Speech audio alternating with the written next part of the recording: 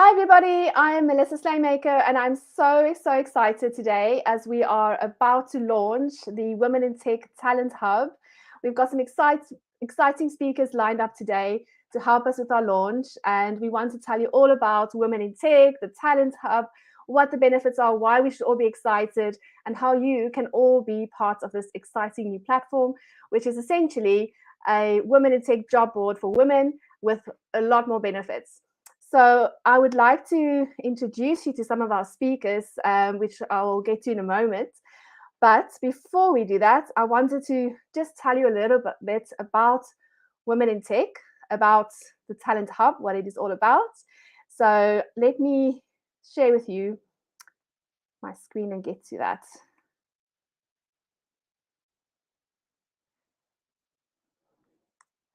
Oh, I have lost my presentation. That's always great.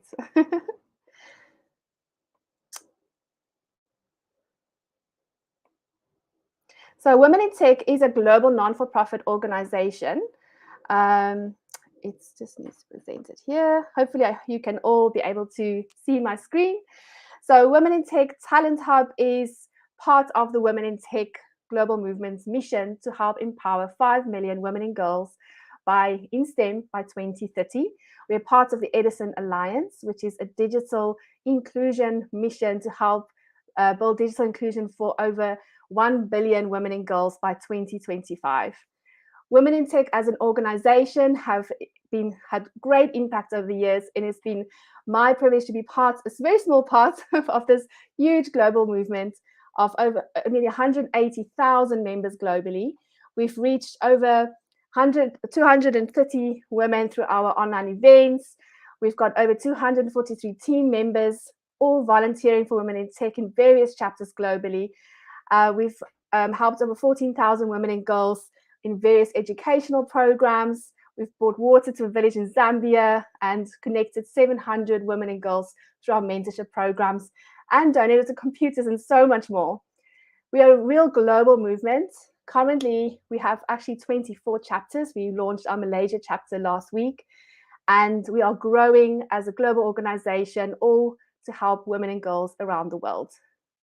So what is the Women in Tech Talent Hub? Actually, this is where I'll get to next. So if I stop sharing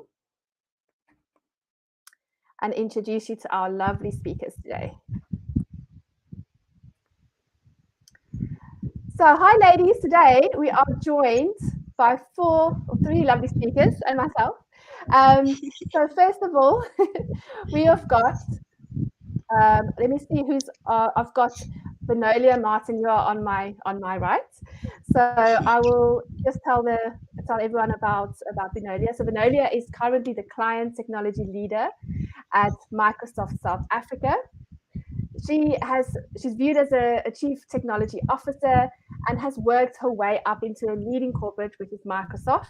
She's also a mentor for Mowgli Mentoring and also part of the Women in Tech Mentorship Program, which we'll tell you a bit about later. So her favorite quote is, "Let's empower all nations to leverage technology capabilities for the greater good of society and effective economy growth." So welcome, Benolia. Thank you very much for being here today. And I hope that you'll be enjoying us for this launch. Thank you so much. Thank you. Next, I'll just be introducing you to Sabrina. Sabrina Seefelder is a global head of people attraction and development at Allianz Technology, where she oversees the areas of talent management, people attraction, employer branding, employee engagement, leading in development and diversity, equity and inclusion. Sabrina has over 14 years experience in HR in organizations where she mainly worked in consulting and logistics and more recently in financial services and technology. She's worked in Singapore and Netherlands and more recently in Germany. And she currently also holds a master's degree in HR industrial management, specializing in transportation industries. So welcome, Sabrina. Thank you for joining me today. Thank you, Melissa. Super excited to be with you here today. Thank you so much. And last but definitely not least, We have Jean Cheng joining us. So Jean Cheng is the global lead of diversity, equity, and inclusion of employee engagement, also at Allianz Technology. Jean has over 8 years of experience in the corporate world across various different sections. And she started her career actually in research, managing and launching brands and campaigns for companies. She's worked in the Philippines and now also lives in Germany, where she's joined Allianz SE, working on a variety of roles, including HR, diversity, inclusion, employee experience, and business development within insurance. She also holds a master's degree in psychology, specializing in learning sciences. Wow, I'm reading all your bios, and I think it's so impressive, all the journeys that you've been on. So I would love to learn more about your roles within your companies and your journeys. And at the end or during the session, we'll also ask a few questions that come in through the comments. We are live on LinkedIn as well as YouTube. So wish us luck. So let's go. I've got a few questions that I want to ask you, ladies. So working in a technology world, if I come to Vinod, I'm going to just change the question. Melissa, I think we don't hear you just now. Yeah, we're struggling to hear you. Are you struggling to hear me? Can you repeat your question, maybe? Yes, of course. Okay, let me just get the technical side sorted here. Being on a tech call, the tech is challenged, like always, isn't it? That's why we're here. Working the tech call. So my question to you, Vinolia Martin, tell us a little bit about yourself. Obviously, being a tech lead in a company like Microsoft, what has been your journey? And tell us a little about your challenges that you've experienced as a woman in a mainly man-dominant world. Great. And thank you so much, Melissa. And good afternoon, everybody who's joined us this afternoon. I think it's such a lovely initiative that we're having, and this is so very exciting. So very happy to be here. So, maybe I should just start by, as I reflect on my journey, maybe start at the beginning and work through to what that life cycle has been like so far. So I grew up in a very small and sheltered community in Cape Town, South Africa. Where opportunities for professional career development was sheltered and quite limited. And the public schools that I attended did not actively engage in career guidance. And the only sort of role models and mentors that I had in my life at that point was essentially my parents. And I was completely unaware of the different career paths that existed, besides the usual doctor and lawyer careers that you often see in the movies. And none of that really excited me. But I think it was at the age of 15 when my dad brought home a computer for the first time. And I was so excited, by the games that could be played by this computer. And there's one particular game that kind of stood out for me was Encarta Mind Maze. And I don't know if any of you have ever heard of this game or if you've played it before, but it's basically an encyclopedia program that consisted of educational themes and puzzles. And Microsoft had published this on Windows at the time. And I was so intrigued, how everything integrates together to make this game possible, from clicking the mouse to the images moving. This was also fascinating for me. And this is really when I had my aha moment, and this is when I started being so excited about technology and wanting to understand how all of this works, wanting to understand programming, wanting to learn more about technology. But the public schools that I was at that point didn't even have computers. So you can imagine the struggle, right? What do I do now? So the only option that I really had was to do science and maths at school and then use that as a sort of inroad for me to go and study IT at university. So I had to work really hard to try and get good marks and then, and then get accepted into university. And I remember the first day when I stepped into university, the lecturer said to me, the fashion design course is right at the end of the wall. That's where you need to be. And I said, but I'm here for the software development class. Isn't this room, whatever the room number was at the time? So I was completely astonished by this kind of behavior. And as I stepped into the classroom, my goodness, majority of the students were males, and I was completely flabbergasted. And I thought, okay, so there's a few of us here. Where am I even going to sit? And then on top of that, I found that most of these students had already done some form of technology or digital literacy at school, and here I am. I can only switch on a computer, play some games, do an assignment in Word, and present it in PowerPoint.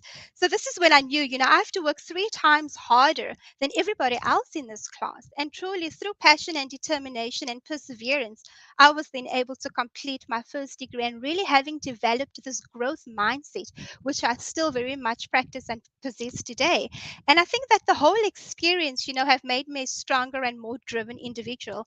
I might not have had done computer studies at school, but really having done maths and science had given me that inroad into technology. And that is what I want to encourage our youth today, is to really take up STEM careers in schools. If you're not sure what it is that you want to study, do maths, do science, go and find your way. Maybe you like technology more, maybe you like engineering more, just try and get into the door. This is so exciting. And I think there's no greater time to get into technology than now. Technology is all around us and it is constantly evolving and it is transforming every industry from healthcare to engineering, retail, mining. So it is such a phenomenal time to be part of this evolution and become part of this exciting community. And, even at work right now, you often find that there's still a lot of gender biases that tend to exist, and simple things that, when you're the only female in the room, you're expected to kind of take the meeting minutes, which is not okay. And there's a lot of things that we can talk about, to try and improve that kind of culture and behavior, especially in our organizations, because as we try and build this talent pipeline for women, we really start needing to do more when it comes to schools, to universities, and to organizations. So that is just my kind of thoughts around this, Melissa. Thank you. Thank you so much, Venolia. I appreciate that. And my next question is going to go to Sabrina Seefelder. So Sabrina, I'll just get you, sorry, again, technical difficulties. I don't know why it's not moving. There you go. My question to you, Sabrina, is working in a company where you obviously work with people on the people side. Do you identify still that there is this gender gap in the STEM or technology roles within the business? Why do you think it still exists, and why do you think it's so important that companies really pay attention to this diversity gap? Yes.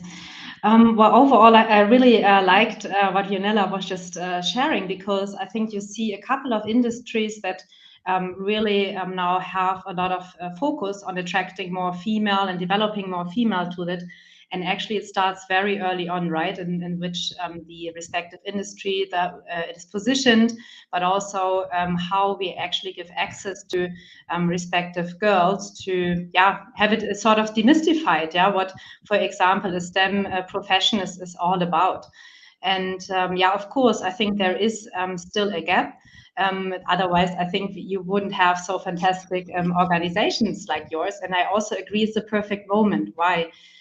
We do see now a more globalized world where we have much better access to different types of technologies. So we can actually level also the playing field. And now it is a good moment to really understand what are those needs of the respective local societies and what girls can also receive in terms of education, access to these type of professions in order to play a part in it.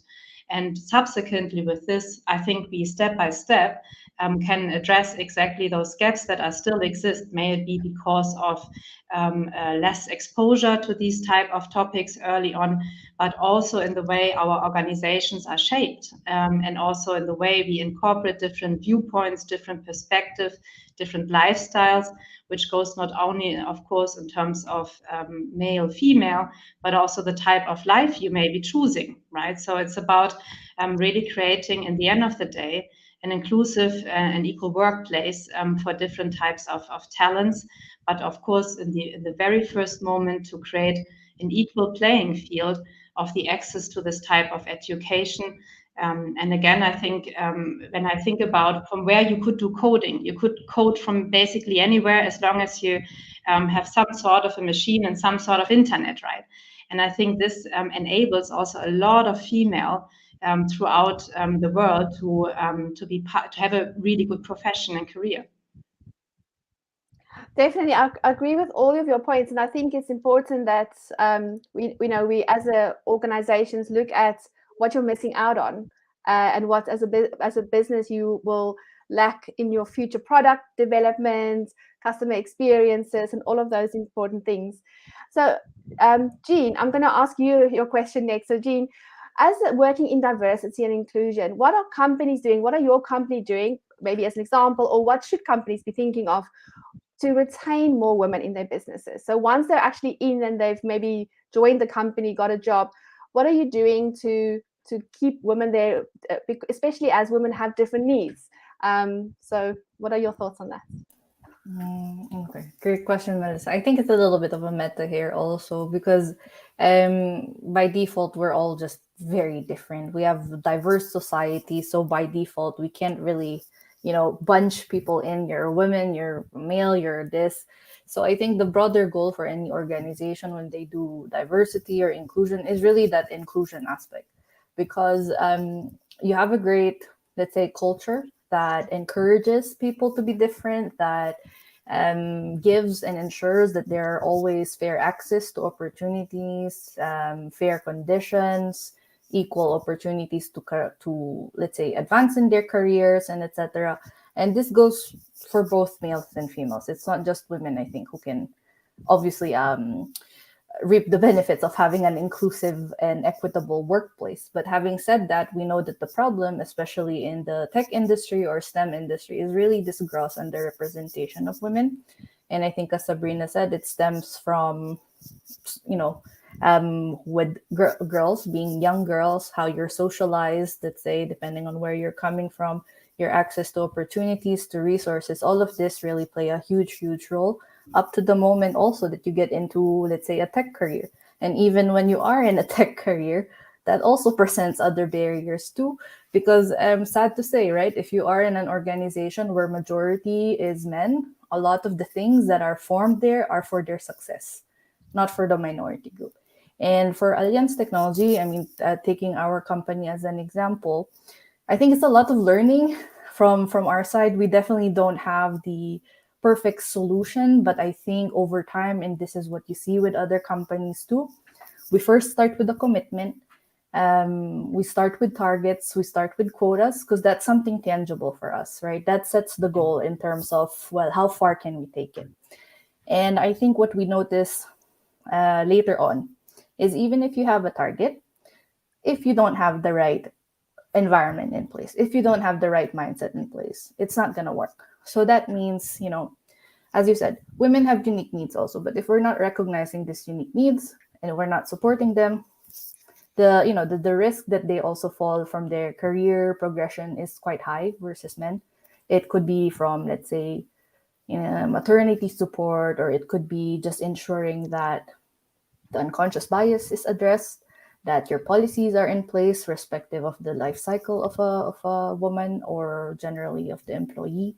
So a bunch of things. So for Allianz Technology specifically, we try to really ensure that our processes end to end, not just, let's say, our recruiting efforts, but also in terms of our development efforts, our talent management processes, we ensure that they're inclusive. We ensure that there should always be equal access to opportunities. We're not going to get to 50-50 as we ideally want to get, but at least we're ensuring that the organization will never be the barrier for women to advance ever.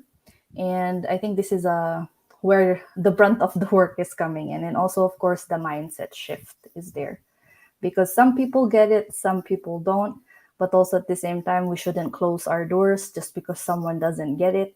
So it's a lot about educating, a lot about awareness, a lot about sensitizing.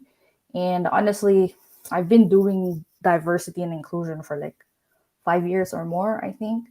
It was when I come from the Philippines, and we're like one of the most gender equal countries in Asia. It was never an issue for me up until I came to Germany, where I'm like, wow, it's a very different scenario. And then now I educated myself more and more.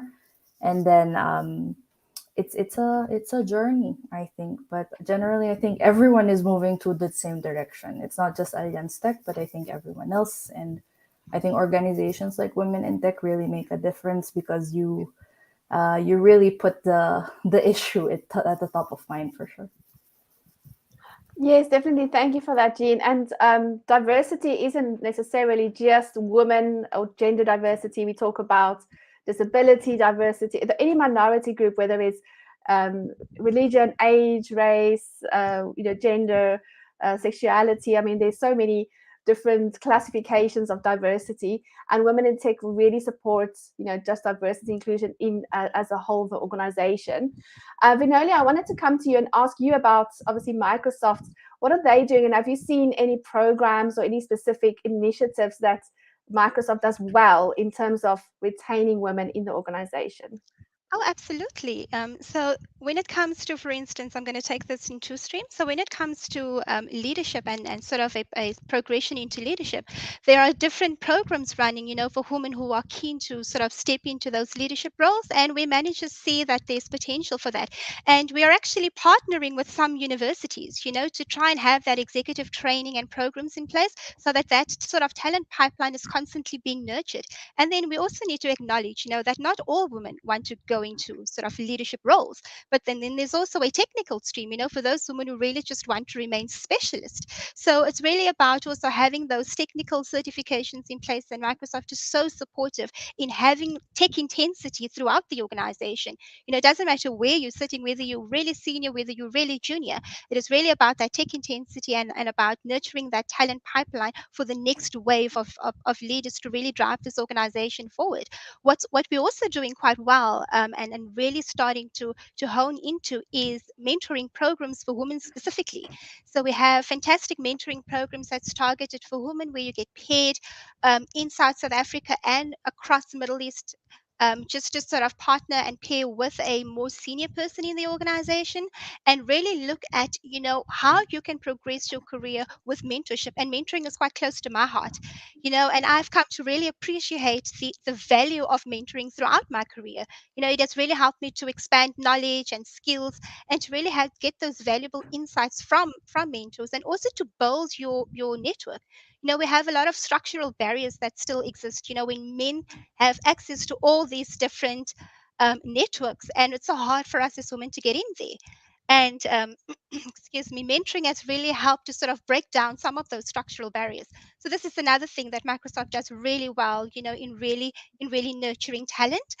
And and diversity and inclusion is quite a big thing for us. There's different chapters as well. So we've got a women at Microsoft, we have disability, we have families. So there's different chapters. I just need to drink some water, excuse me. Sure, no problem. Thank you. I was joking. It's hot in South Africa today. It is quite. So we also have different chapters. For instance, the Women at Microsoft chapter really speaks to, women empowerment. What are the things that we need to do to really empower our women? And that is everything from, getting better on stage, supporting women, having this retention for women that's coming back from maternity leave, having that flexible environment. There's things around families. How do we have, different initiatives to have better supporting families, just because our roles are so very demanding? So there's all these different initiatives that kind of drive this diversity and inclusion and talent nurturing. Thank you so much. I think we can definitely take a leaf from your book. It sounds like there's a lot of companies globally that can, be a bit more active in terms of looking at diversity and what opportunities are out there. So Sabrina, the next question is for you. I wanted to ask you, in terms of the future of work. So you work on the people side. You see kind of from the top level, potentially what strategies are coming, what's coming into place, what job titles are coming in. I've seen a lot of changes in the titles of specific jobs coming in, and in the future, we all know that some of the jobs that exist today won't exist in the future, for various reasons. But what is your thoughts on the future of work, what it looks like, and how can we as women prepare ourselves better for the future of work? Yeah, also to connect to what Vinolia just said, I think the different opportunities, now it starts with me, it's not so hot in Munich, but it seems to be the topic of the day. It's about seizing opportunities, right? So if a company offers these type of opportunities to connect with other colleagues, and developmental programs. This is always very, very good for anybody to really seize and make the most out of it. I think sometimes what I see with women is that they are a bit shy in terms of networking, just connecting with others, but that may be a stereotype, but I don't, that's still what I'm seeing, that it's also about seizing specific opportunities. But to come back also to your question, what I'm seeing in general being important. First of all, I think it's a lot about that not every career path is set anymore, and if it has ever been, actually, to be honest. I think if you look at the 40 years of career of our parents, maybe the company was more stable, etc. But what we definitely see is that more people change companies, but we more and more also see people changing professions. And we will have a much longer lifespan to work, to learn, to take some time off. So a clear trend that we also definitely lay out in the Allianz Group is to say, what type of different life stages do you actually have, and how should work fit around you? And I think this is a clear future model of work, is to not always think up, left, or right, but really to think about what type of different work models do I want to pursue. And I think there it becomes also, especially for women, very important to think about what does matter to me, and what is the type of education that gives me maybe the flexibility to decide for these type of topics, but how can I also stay really up to the learning path in terms of creating a high learning agility, not to say, oh, now I reach my profession and I stay in this one for some time, but it's important to really look out what is happening and not be afraid there to say, I want to learn something different and new, because we can exactly do a shift of the career at any point in time in our lives. And I think this mindset in terms of trying and going further is definitely something I believe is there to stay. And also to have the trend of an up and reskilling much more than it has always been there to a certain extent. But the thought of hiring someone for mindset and for personal growth perspective will become even more dominant from my perspective than hiring someone for a specific ready-made skill. Of course, this will always happen. No? We all need data security colleagues who are real experts in their field. Yeah. By the way, a very hot skill, if anybody dares to get into it, of the ladies, definitely one very much hunted from us, and I guess also by our talent competitors. Yeah. So that's definitely a hot skill. But this agility, learning agility will be key. It will be key to keep an open mind on changing functions, and also keep an open mind in terms of exposure, and really also making sure you are seen, and also trying out to test new things and not being afraid of it. That's great. And I agree with you that the data science, data security, we get a lot of requests coming in, for blockchain technology, Salesforce. I know some of one of the ladies commented on the comments page as well to say that, Salesforce is always a skill that's needed, as well as BI or SQL. So there's always these areas where, if you're starting out or if you want to change careers, somewhere where you think actually there are job opportunities out there for people to start. So next question to Jean, just coming back to you again. Have you seen within your role any shift in future of work and any new careers popping up? And maybe if I ask you, if you know now or if you knew then when you were maybe studying and going to university, would you have carried on the same career path, or would you have done something different? Okay. There's a little bit of a funny answer later on, but I think in terms of the future of work, Sabrina really covered it well. I think as much as the nature of, let's say, jobs are changing, I think we will see more hybrid combinations where hard skills are not the only one that we're seeking, but also this, ability to transfer your learning. ability to have your growth mindset, lifelong learning, a lot of the soft skills, I think. And I think it's not just, let's say, strictly tech jobs that we're going to see, but also even, let's say, HR jobs, even the traditional non-tech jobs. I think we'll see by default tech skills are needed there. By default, that will definitely be the future, whether it's like, some kind of data analytics somewhere there, some programming language there. And we're already seeing those things. There's definitely cross-pollination of tech across everything. And I think Vinolia said that earlier too, right? Tech is all encompassing. And I think we're definitely going to see that accelerate even further, probably coming out of the pandemic too. You will definitely see jobs that will not be so silo jobs anymore like usual. And then in terms of having known what I know now, actually before I went to major in psychology, I was bound for a neuroscience career track actually. So with programming and cognitive science, so a lot of tech or data analytics was part of it. But figured out I wanted to figure out people outside just their brains and outside just an AI. And I decided to go down the route of psychology. And having known what I know now, probably I should have stuck to that path. But then at the same time, I don't think I would be here trying to help alleviate the issue that we have now. And I think an important thing also to see is organizations themselves also have to challenge their thinking of how they look at talent.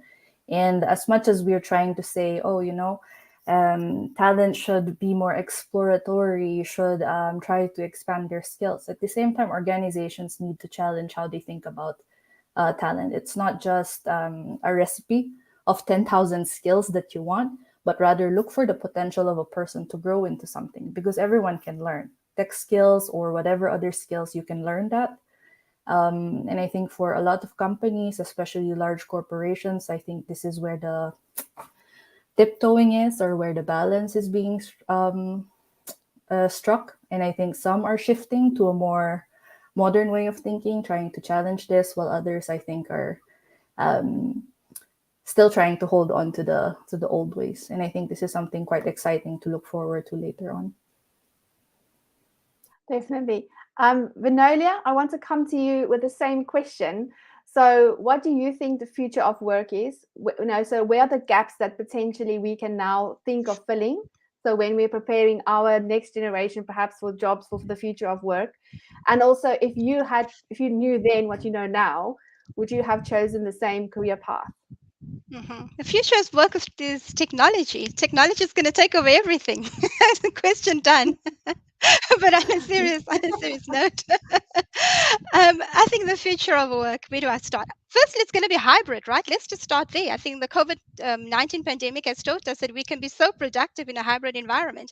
So it will be hybrid with the metaverse taking over as well. So the metaverse is basically a digital space that is inhabilitating, the digital representation of people and things. So allowing us to really interact with people in a virtual environment as avatars.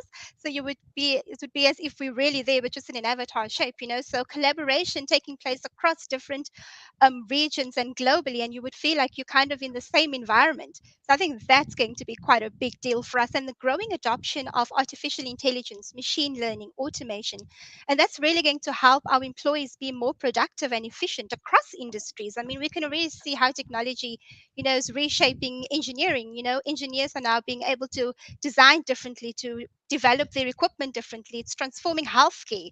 Artificial intelligence algorithms are designing treatment plans. So they're creating drugs faster. We are empowered as individuals, to take better care of ourselves, because we have these watches now, these wearables, that tells us when to get up, when to be active, when we are not active. So we are using it all the time. Virtual reality is really, changing the lives of patients and physicians. So there's so much that technology is going to really start making easier for all industries. And of course, I'm advocating for this because it's my field. And then just in terms of the skills, I absolutely agree with what the other ladies have said. The future of skills is really about reskilling and upskilling. And the focus should be both on technical skills and soft skills. So from a technical skills perspective, absolutely, data science and analytics and data engineering and networking, cybersecurity and cloud computing, all of those things are very important. But then the soft skills is just as important, as we think about critical thinking, complex problem solving, emotional intelligence, creativity. And I think the World Economic Forum has actually published the top 10 skills for 2025. And two of the skills that really came out quite strongly there was critical thinking and problem solving. Those were the top of the list, with the rest being, programming, innovation, technology, analytical thinking, etc. So I think that those are going to be, the kind of skills that we need to start fostering, and the kind of skills that our employees need to have. And this, of course, needs to start at a very early age. So with skills, there's another important element I think we need to think about, and that is continuous learning, and lifelong learning. Now, lifelong learning is beyond education and training, but it's really about having that mindset and that ongoing development of knowledge and skills throughout an individual's lifespan. So I think that is something that we also need to start instilling in young children already. It's not just about getting a degree and off you go, but it's about constantly learning, constantly staying relevant. Because as these careers are changing, it is important for us to stay relevant. So I think that is quite important. So that's about the future of work and some of the skills. Your other question was, would I have changed anything, right? No, absolutely not. If I just reflect back, I don't think that I've made the wrong decision when it comes to, going into tech. The journey was hard to get here, and the journey is still hard, as with all these different barriers and challenges that we face as women within this industry. But if I'd known back then that technology was going to revolutionize the world and that it's not unusual for women to be part of this industry, I think I would have tried harder to take more girls on the journey with me. I think I would have tried harder to mentor, even when I just stepped into university, to mentor people within my community, to kind of take them on this journey with me. And I want to encourage, everyone out there that's in STEM careers. Do something in your community. Take at least one girl in your community with you, whether that is to coach, to mentor, or to just be a role model, or to just instill some confidence in them. As much as it is the responsibility of others, and with all these great initiatives that we have around women in tech, it's also our responsibility as women working in the STEM industry to help nationally and globally and to help drive that change. Then we will start seeing this difference, and then we will start seeing this gender gap and this gender divide start becoming a little bit better. That's my take on this. So thanks.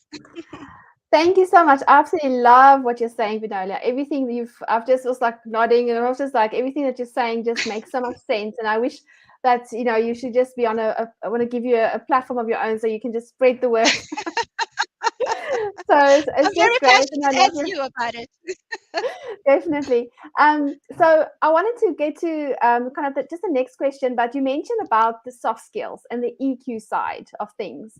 So that's something that is not necessarily, you can't study for it, but you can practice it and you can hone it in. So maybe if I come to you, Sabrina, can you tell us a little bit about the soft skill side? How can someone get better at their EQ, their soft skills, and link it to when you're interviewing someone for a role? So you want to employ someone, what are the soft skills that you look for? And so I hope that makes sense. Yes, totally.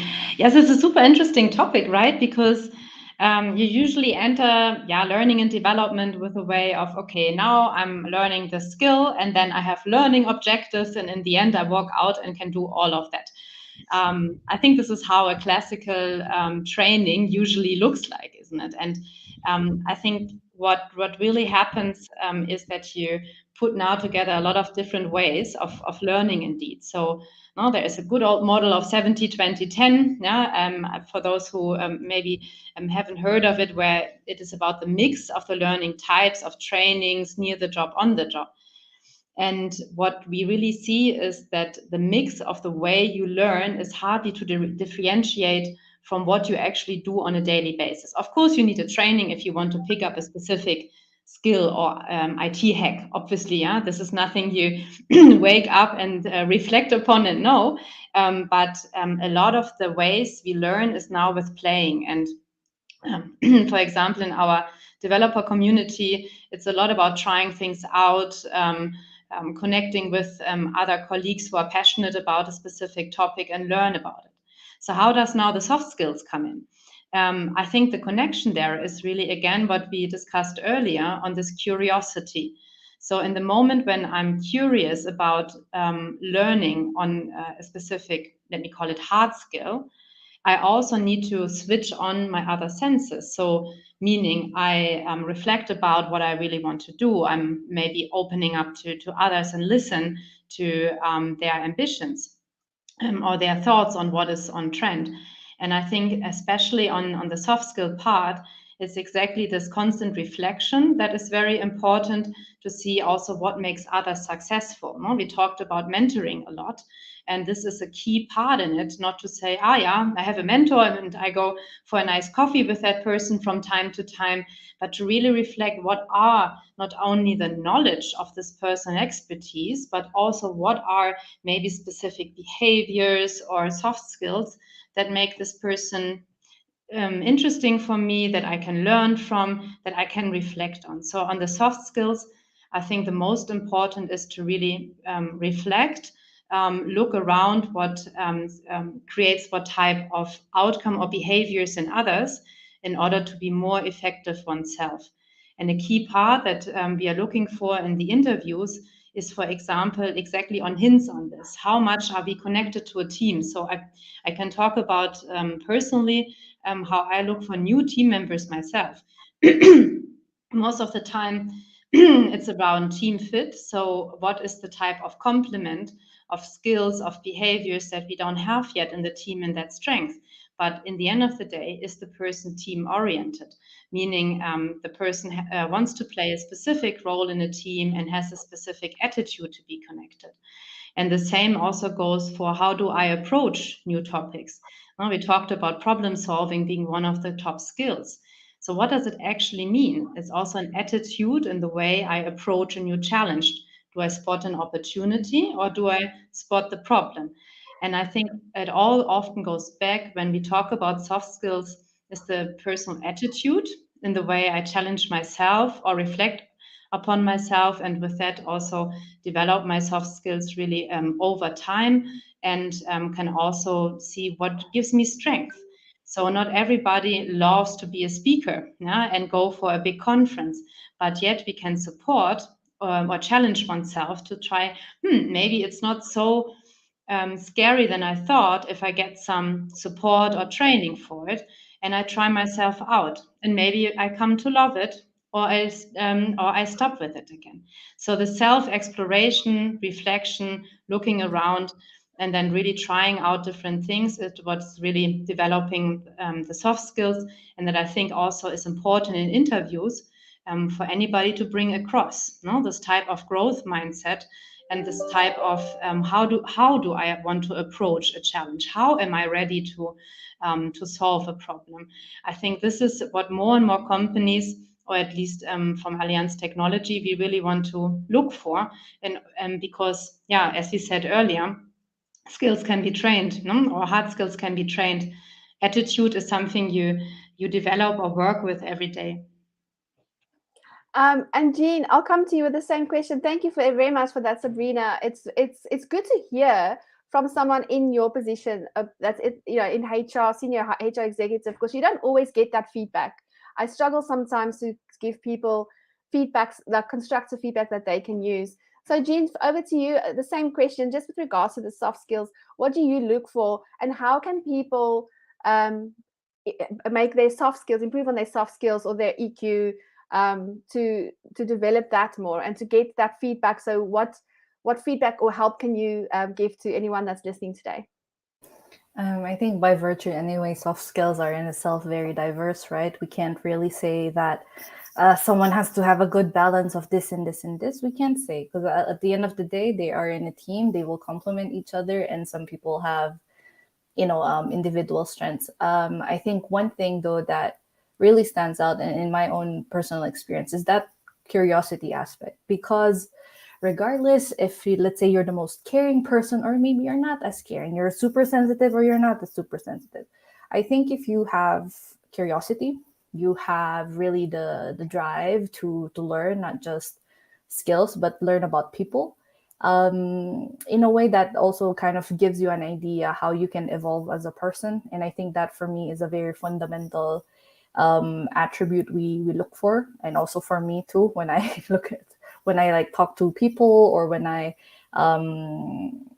help in hiring for the team and etc. like that. It's really the curiosity for me that really stands out, because at the end of the day, again, people can have very varied soft skills, and it's not really something we can prescribe that they have to have 10 of these skills. In terms of growing the EQ, again, not very prescriptive. Some people are more inclined towards it because it's really skill wise. There's a neurological basis to it as well.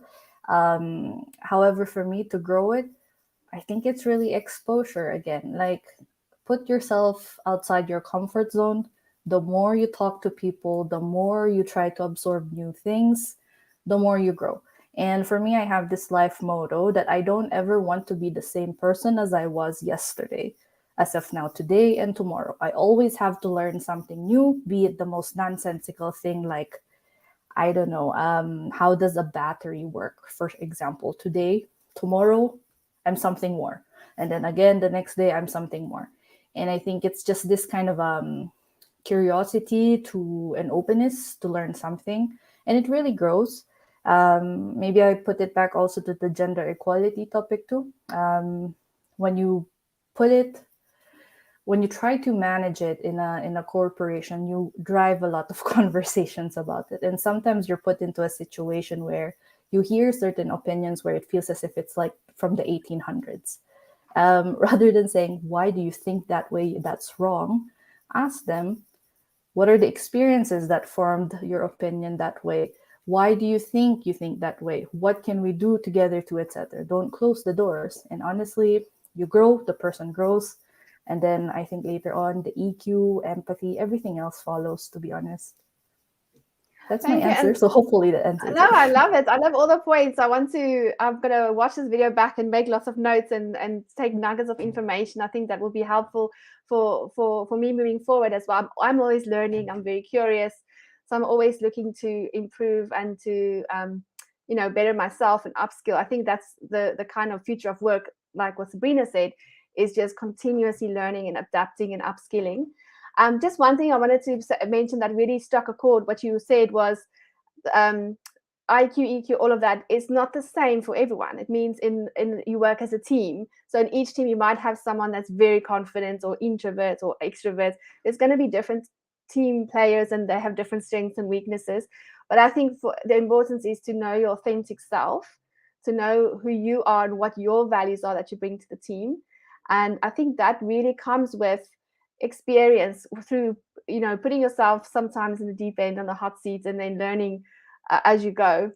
So we're almost at the end of our launch. Before I tell you a bit about the end of our speakers time, before we tell you about the Talent Hub and how to access it and what's next.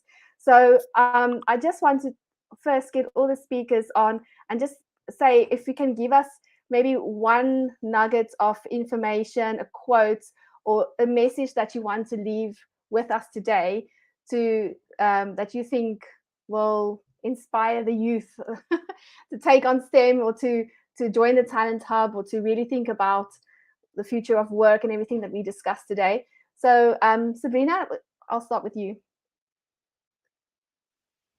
Thank you so much. I was looking for the unmute button. I think this is the this is the sentence of the last 2 years, isn't it? Yeah, thanks. Thanks. Yeah, super excited, as said in the very beginning, really to be part of the journey of Women in Tech, because I think the mission you are on is so inspiring by itself, because it is not limiting to one specific country or region, but it's really a global idea and spans through so many different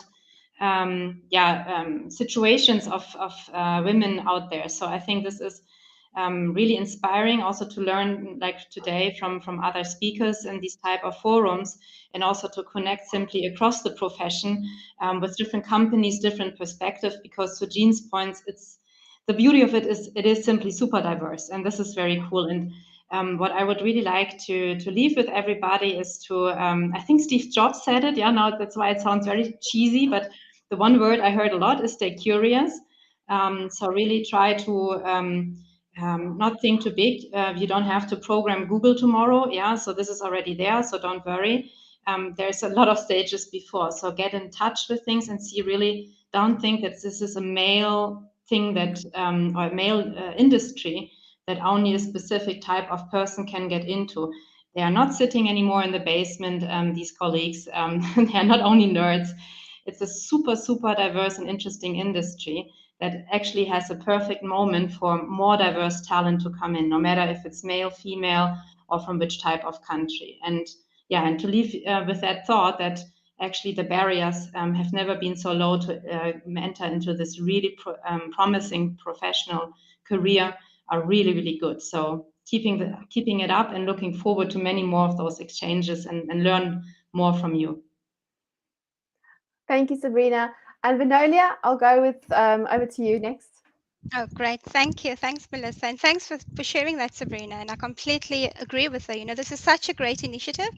And we should be doing more of this. We should be, sort of infiltrating our schools, our universities, our organizations. We should be keeping this alive all the time. So I absolutely agree with those points. And I just want to share my favorite quote, and it is from Ellen Johnson Sirleaf. So she is the first elected sort of female head of state in Africa, and she was the 24th president for Liberia. So Liberia is the country west of Africa, and she was president there between 2016, I think, to 2019.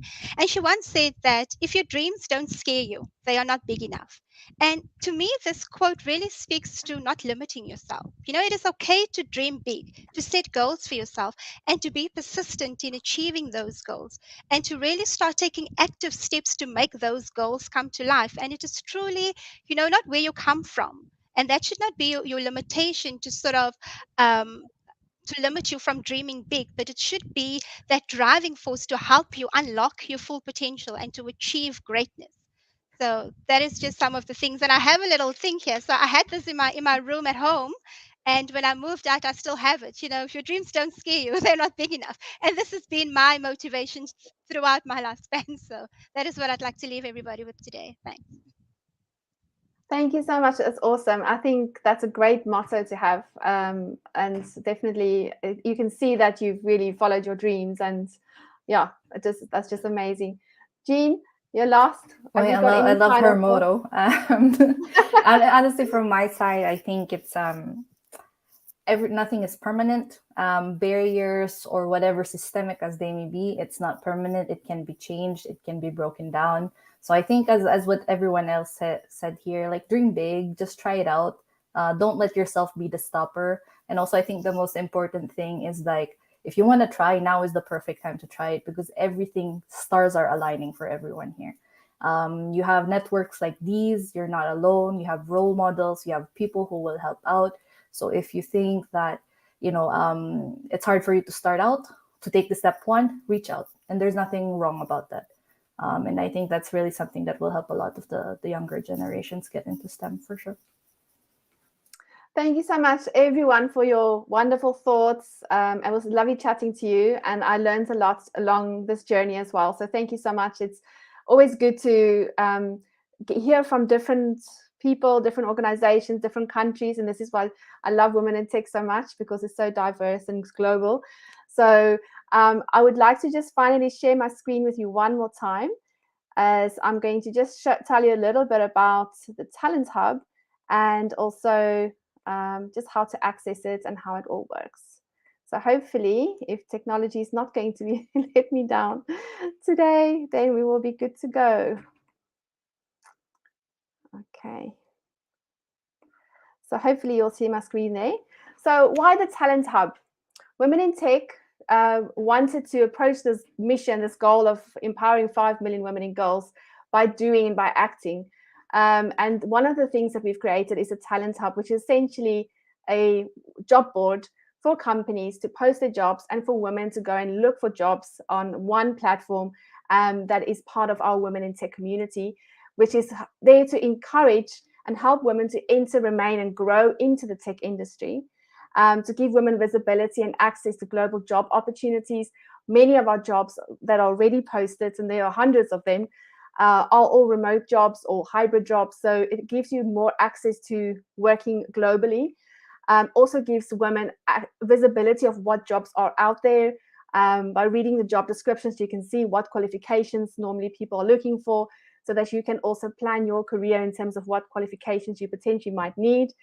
Later in a few months' time, we'll be doing some exciting workshops where I'll be helping women with their CVs, giving workshops on how to improve on your LinkedIn profile, how to prepare for interviews, how to discuss salary, and using my experience of over 15 years of recruitment in international space to share and help women in this network to help them find jobs. What better way to empower them to help women find jobs, right?